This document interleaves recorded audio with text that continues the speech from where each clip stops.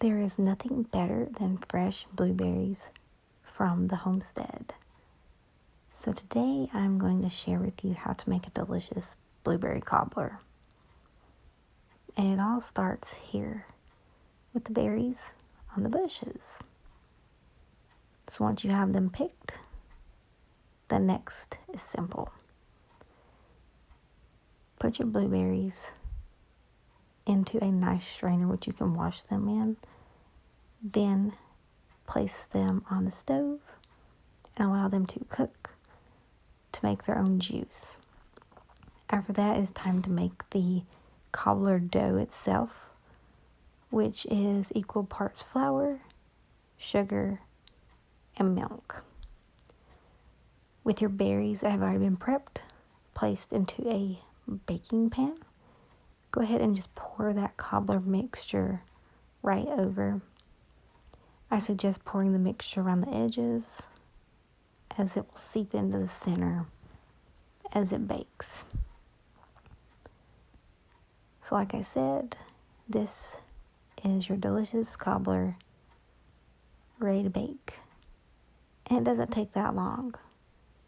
Just a few simple ingredients and you're ready to bake. So after it is baked for about 25 to 35 minutes at 350, you can see you have a nice, gooey yet doughy cobbler. And here is the final result. The edges are nice and stiffened. That dough is set and it is ready to eat. All you need is a plate, a serving spoon, and you can determine how much you want to eat. So just go ahead and scoop, use some cobbler out. I like to go for the center where it's a little gooier. But as you can see, that is a delicious looking cobbler. The dough to berry ratio is perfect and is nice and juicy throughout. So there you have a fresh blueberry cobbler with blueberries here off the homestead. This cobbler is perfect on its own, but you can definitely add some Cool Whip or my personal favorite, ice cream.